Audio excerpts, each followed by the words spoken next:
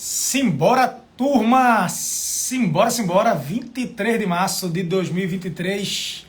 Estamos ao vivo, 6h30 da manhã, pelo fuso horário de Brasília, diretamente de Recife, Pernambuco. Começando mais uma edição do nosso Minuto Geográfico, com duas temáticas e talvez, a depender da disposição de vocês, uma terceira temática aqui bem importante. Pergunta do momento: Vladimir Putin vai ou não ser preso? Vladimir Putin tem uma viagem marcada para a África do Sul, para a cúpula dos BRICS, Brasil, Rússia, Índia, China e África do Sul. Essa cúpula é a cúpula que reúne os principais países emergentes do mundo e fica a pergunta: se quando Vladimir Putin pisar na África do Sul, se ele vai ou não ser preso pela autoridade policial local. A gente vai conversar sobre isso aqui hoje, trazer umas outras temáticas também. Esse é o nosso Minuto Geográfico, sejam todos muito bem-vindos. Pessoal, seguinte, existe um Tribunal Penal Internacional que foi criado em meados dos anos 2000 para julgar crimes de guerra cometidos por autoridades dos mais diversos países do mundo. Pois é, a gente conhece aqueles tribunais que remetem à Primeira e à Segunda Guerra Mundial, mas esse Tribunal Penal Internacional muita gente não conhece porque ele é novo. É um Tribunal Penal Internacional recente, ele fica sediado em Haia. E ele conta com mais de 120 países participantes, inclusive o Brasil. Ele tem adesão ao Tribunal Penal Internacional. O Tribunal Penal Internacional, ele emitiu uma ordem de prisão contra Vladimir Putin, mas há de convir, e muita gente perguntou, se essa teria sido a primeira ordem de prisão emitida pelo tribunal. E a resposta é não. Há alguns anos atrás, esse mesmo Tribunal Penal Internacional soltou uma ordem de prisão contra o então presidente do Sudão, o Omar al-Bashir. Omar al-Bashir, ele já não é mais presidente do Sudão, ele foi derrubado no contexto do que a gente chama de Primavera Árabe 2.0, a Primavera Árabe que levou à derrubada de vários líderes, vários dinossauros geopolíticos do mundo árabe, o Gaddafi, o Hosni Mubarak, Ben Ali e tantos outros. E aí, resultado, ele passou ainda 10 anos como presidente e ele nunca foi preso. Por isso que muita gente questiona se o Tribunal Penal Internacional tem toda essa força. Primeiro, ele é recente. Segundo, não é algo comum expedir uma ordem de prisão em desfavor, né, de um presidente, de uma liderança, ainda mais de um país como a Rússia. Mas o que chamou a atenção foi a reação de políticos russos. Não sei se alguém aqui acompanhou, mas Dmitry Medvedev, que é um político muito importante da Rússia, já foi primeiro-ministro, ora presidente e vice-versa, ele disse o seguinte: é bem possível imaginar um míssil hipersônico sendo disparado do Mar do Norte de um navio russo no Tribunal de Haia. Vejam que ameaça. É bem possível imaginar um míssil hipersônico sendo disparado do Mar do Norte de um navio russo no Tribunal de Haia. E ele ainda acrescentou: todo mundo anda sob Deus e foguetes. Olhe atentamente para o céu. Ele colocou Deus e foguetes na mesma frase, na mesma construção, e disse: observem bem o céu. Então, ele ameaçou o Tribunal Penal Internacional, que soltou, na minha opinião, e algumas pessoas perguntam, essa ordem, ela é simbólica e é mais uma ordem, é mais uma ideia de tornar, eu vou tirar os comentários bem rapidinho para vocês se concentrarem aqui, e depois eu vou ler as mensagens, tá? É mais uma ideia para quê, gente? Para mostrar que Vladimir Putin ele está cada vez mais isolado. A título de curiosidade, eu disse para vocês que ele tem uma viagem para a África do Sul. A África do Sul assinou o tratado, tá? Faz parte do Tribunal Penal Internacional, mas eu acho pouquíssimo provável que a África do Sul, que faz parte dos BRICS, que tem relações econômicas com a Rússia, com a China e companhia, ela vai emitir aí, ela vai cumprir, na verdade, cumprir essa ordem de prisão, tá? A título de curiosidade também é que o tribunal tem hoje 123 países, mais ou menos, 123 países. Só que nem todos esses países que fazem parte, né, que reconhecem o tribunal, reconhecem plenamente a autoridade dele, tá? Então, alguns fazem parte do tribunal, mas algumas leis, algumas regras do tribunal não são seguidas, são vistas com reserva. Uma curiosidade, primeiro, é saber se Vladimir Putin vai para a África do Sul. Ele pode não ir, ele pode mandar um ministro, assim como na cúpula do G20, não necessariamente ele teria que ir, ele poderia mandar um ministro, como assim o fez, um ministro russo, tá? Que se reuniu, inclusive, com um ministro brasileiro, vocês devem lembrar, houve essa agenda. Outra curiosidade, o Antony Blinken, ele está dizendo a toda hora que tem que cumprir, que Vladimir Putin tem que ser preso, porque foi uma ordem do Tribunal Penal Internacional. Mas vejam que contradição, certo? Um ministro, um político americano, diz que a decisão do tribunal tem que ser cumprida, Vladimir Putin tem que ser preso. Até aí tudo bem.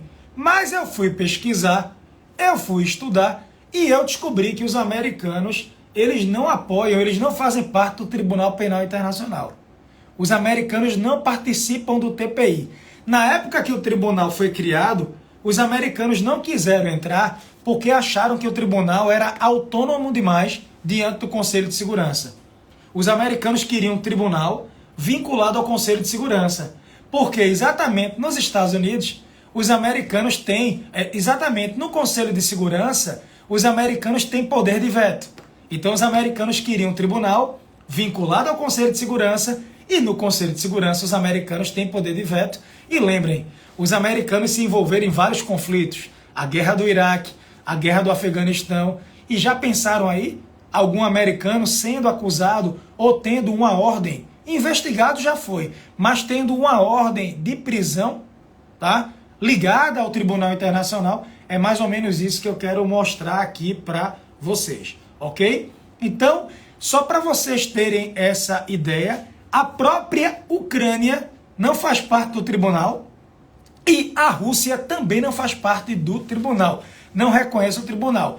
Agora, a Ucrânia concedeu jurisdição para o tribunal para processar crimes cometidos em seu território. Então a Ucrânia disse, olha, crimes cometidos aqui pela Rússia, o tribunal pode investigar e pode de alguma forma tentar punir. Lembrem, o tribunal não tem polícia própria, o tribunal não tem uma força policial própria para mandar prender Vladimir Putin.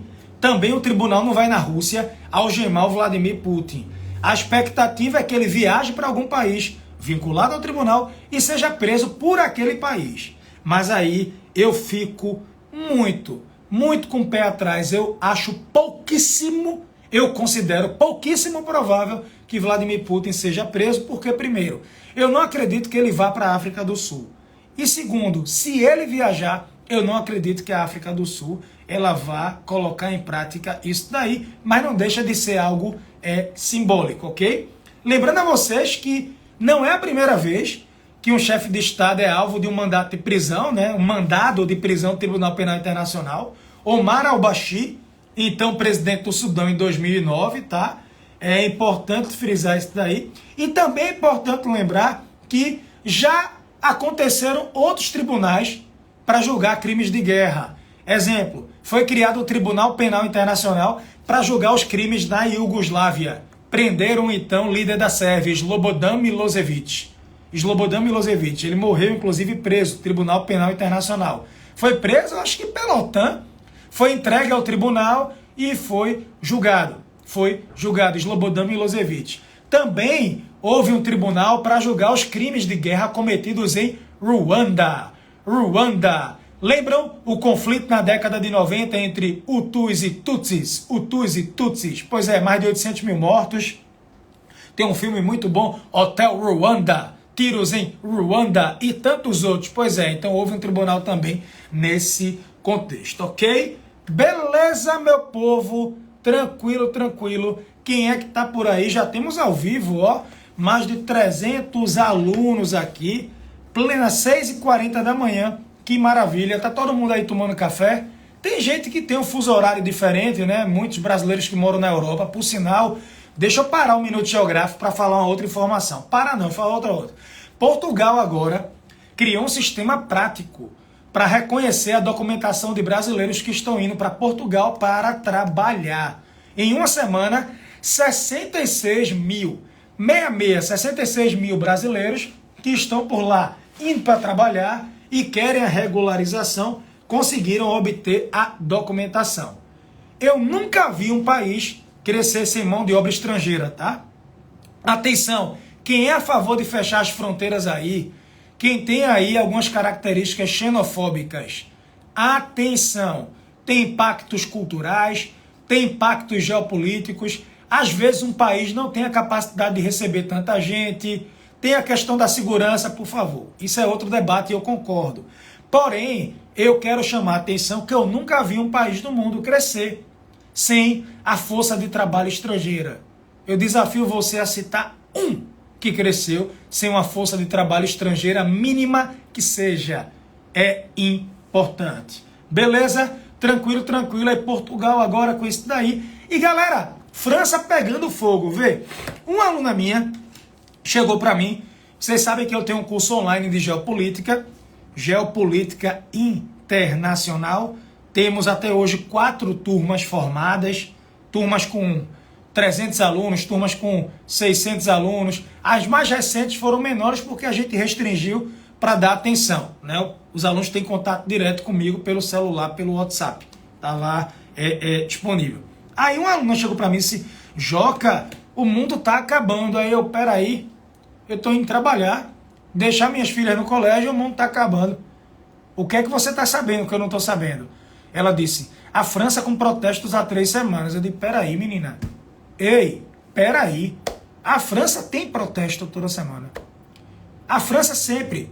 Olhe, eu já visitei a França 8 vezes durante a minha vida, aproximadamente. Algumas foram stopover, coisa rápida. Sempre que eu fui na França, eu peguei algum tipo de protesto, algum tipo de greve. França é o país do protesto. França é o país de greves. Quem não lembra da década de 60, o ano de 1968 e companhia? Pessoal, a França tem histórico de protestos, de manifestações e afins. Então, é a mesma coisa. Joca, o mundo vai acabar. O que foi que houve? Coreia do Norte está soltando foguetes. Coreia do Norte solta foguete todo mês para ameaçar alguém, né? Plantar, para colher maduro. A Coreia do Norte demonstra força para quê? Para chamar os países para negociações. É normal. Cuidado com caça-clique. Cuidado. Vários perfis do Instagram descobriram que Reels trazem seguidores. Aí botam uma manchete polêmica, jogam um vídeo de 1 minuto, sem contexto, sem explicar, sem análise crítica nenhuma. Para quê? Para a galera seguir e ficar doida. Não tem massa crítica. É só volume, é só informação. Cuidado, tá? Não acho que o mundo vai acabar. Não acho que o mundo vai acabar. Não acho. Tranquilo? Pessoal, qual é o protesto agora? Seguinte, a França aprovou uma nova reforma da Previdência. Uma reforma considerada impopular e a população foi para as ruas. Eu queria, por favor, chamar a atenção de vocês, deixa eu tirar aqui os comentários, para o seguinte. Vejam bem, tem gente que é contra tudo, faz barulho por tudo, critica tudo, vaia. Exemplo, peraí, eu desconfio de alguém que vai o discurso do outro sem saber o conteúdo e sem ouvir. É deselegante, não é saudável, é ruído, é desespero, é gritaria, é falta de senso. Tá? Falta de senso. A serviço de 1, de 2, de 3, de 4, de 5. E aí, veja, Muita gente que critica a reforma da Previdência da França nunca estudou economia e nem sabe o que é Previdência. Como é que eu posso criticar alguma coisa que eu não sei? Não sei o que é Previdência, não tenho noção de contexto econômico, mas eu estou lá vaiando. Eu estou na internet, usando tags, eu estou in, ou seja, eu estou fazendo parte do movimento. Eu estou cancelando a reforma da Previdência. Bem, deixa eu dizer uma coisa para vocês. Hoje a França tem 17 milhões de aposentados. 17 milhões, 18 milhões de aposentados aproximadamente. Nós estamos em 2023. Em 2030, daqui a 7 anos, hoje são 17 milhões, daqui a 7 anos, ou seja, logo ali, a França vai ter 20 por baixo. 20 milhões, de 17 milhões de aposentados, mais 3 milhões, 20 milhões de aposentados. Se a França decidir manter o mesmo sistema de previdência, o sistema vai colapsar. Quando na verdade a gente já sabe que ele é colapsado. Ele é colapsado. Aí, resultado. Qual é a grande questão? Macron, que é o presidente, e eu não sou um entusiasta de Macron, não, é uma figura contraditória, ele diz o seguinte: a fórmula mágica da oposição é fazer barulho, é queimar lixo, é mandar queimar carro na rua, e é o déficit. Ele disse, se eu continuar com a regra de agora, a gente vai ter um déficit. E se for para ficar impopular, para cumprir com minha responsabilidade, eu vou ficar impopular. Isso foi dito por ele. Ele já não tem mais reeleição. Ele tomou uma medida que nenhum presidente quer. Nenhum presidente quer se meter com reforma da Previdência.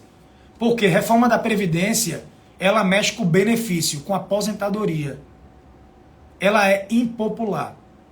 Para fazer essa reforma rapidamente, o governo francês, a primeira-ministra, lá a França tem a primeira-ministra, tá? Para quem não sabe, ela evocou um artigo 49.3 da Constituição. Esse artigo permite que você aprove um projeto de lei sem a chancela do parlamento. Eu posso aprovar uma lei sem ter que discutir no parlamento. Tem limites, tá? Exemplo, quando a lei é relacionada ao orçamento, tem um limite de quantidade. Quando é para o orçamento, não há. Esse mecanismo, esse artigo 49.3 já foi usado mais de 100 vezes. E aí, resultado, a oposição está dizendo que é antidemocrática. Eu estou achando engraçado. Engraçado, porque a esquerda se juntou com a direita. A imprensa chama o Jean-Luc de ultra-esquerda, extrema esquerda. E a Marine Le Pen, a imprensa gosta de chamar de ultradireita, extrema direita, monster. Ela teve a segunda maior votação. O discurso dela hoje é muito mais brando. E aí é interessante que Marine Le Pen e Jean-Luc, que são de matizes ideológicas completamente opostas, se juntaram para criticar Emmanuel Macron. Eu quero proposta. Qual é a proposta deles? A proposta é manter como está. É déficit, é quebrar o país. O que foi que mudou? A aposentadoria agora subiu de 62 para 64 anos até 2030. Ou seja, pode se aposentar, a idade mínima não é mais 62. 64 anos, 2 anos. Tá? Eu achei pouca mudança. É gradativa. E o tempo para contribuição para acesso à pensão integral é prolongado de 42 para 43 anos. Isso a partir de 2027. A mudança foi pequena. Não vai resolver. Essa reforma não vai resolver. O próximo presidente, a próxima primeira-ministra, vai ter que puxar uma outra reforma e vai ser cacete de novo. Tá? Tem um dispositivo para carreiras longas. Contribuições não podem superar 44 anos. Certo? E Tem os regimes especiais, trabalhadores de atividades mais penosas, policial, bombeiro, gari, enfermeiro, ainda poderão se aposentar antes, mas a idade mínima sobe para 59 anos. Então, algumas atividades, a idade mínima é 59 anos. Deixa eu dizer para vocês aqui, a França tem o maior gasto governamental do planeta. A França tem o maior gasto governamental do planeta. 55% do PIB. O Estado francês consome 55% do PIB. Mais da metade do PIB. A França tem o maior gasto com a aposentadoria proporcional do mundo. Só perde para a Itália e para a Grécia. A aposentadoria na França vale 14% do PIB. Gasto do governo vale 55% do PIB. E aí? É o maior do mundo. É o maior do mundo. Por isso desconfie de pessoas que fazem barulho, vaiam, saem queimando tudo, irracionais, mas não tem proposta. Não tem proposta. É isso, gente. Me empolguei. Me empolguei. Quem é que está aqui até agora? Dá um oi. Qual é a cidade de vocês, só para saber? Quem é de Recife, Olinda? Quem é do interior de Pernambuco aí? Quem é de outro estado, de outro país? Vocês entenderam a ideia da reforma da Previdência? Hein? Só 23% da população está avaliando a reforma como aceitável. Só 23% da população. A maioria rejeita. Só que a maioria rejeita e não sabe o porquê. Se a França não fizer a reforma da Previdência, e essa foi fraca, a França quebra, vai colapsar. É o maior gasto com a aposentadoria. 14% do PIB. 55% dos gastos do PIB com gasto governamental. Falando do Cairo, de Raquel, tá no Cairo? Tu não estava na Nigéria, Raquel? Beleza? Posso falar de Lula? Lula esteve aqui em Pernambuco ontem, aí eu tenho um comentário a fazer. Posso ou não? É hora de brigar?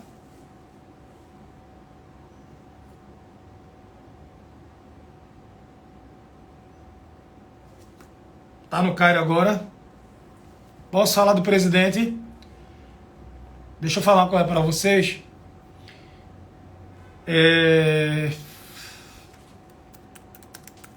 Deixa eu puxar uma manchete aqui para vocês. Posso?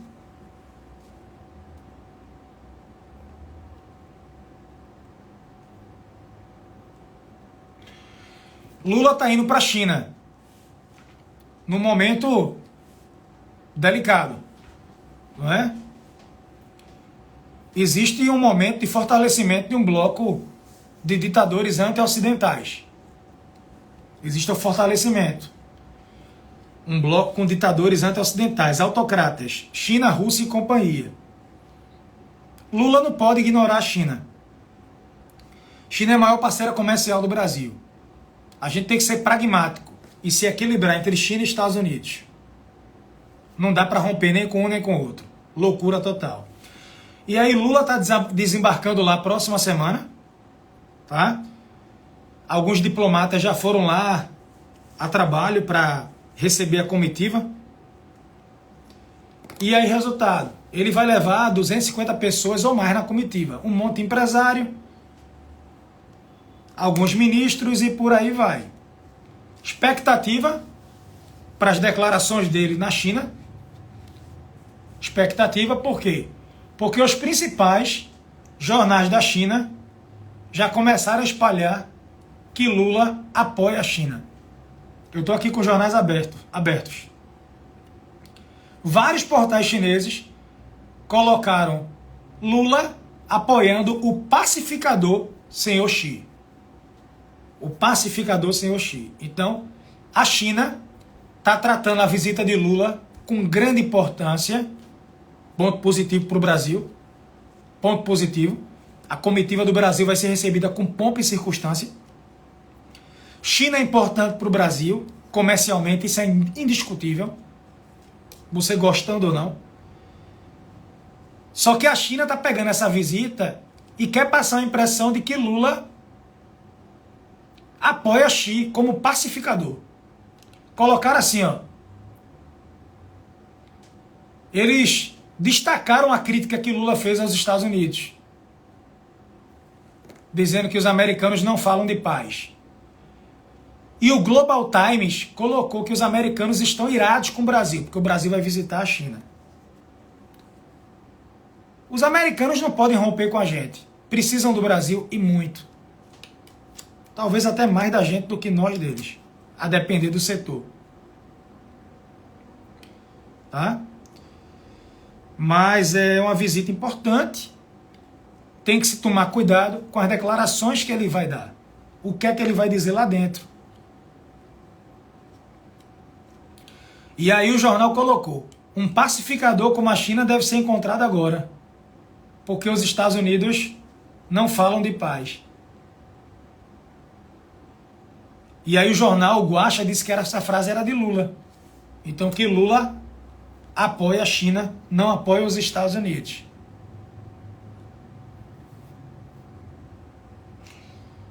Ele é bem fervoroso, esse jornal. Diz que o Brasil está dando descrédito ao Ocidente. Tudo vai depender da declaração. Não acredito que ele vá cometer algum deslize no sentido de enaltecer a China e criticar fortemente os Estados Unidos. Eu acredito que o Brasil continua se equilibrando entre os dois. Mas que os jornais chineses estão usando a visita para propaganda, o que mostra que o Brasil é importante, só confirma o que eu digo, é isso. Beleza? Tranquilo? Gostaram do minuto de hoje? Audiência espetacular. Ô, gente, 2 vezes por semana, legal, não fica? Eu vou lançar uma grande novidade em breve para vocês. Grande novidade. Vocês vão gostar bastante. Vai ter a nova turma do curso de Geopolítica em maio.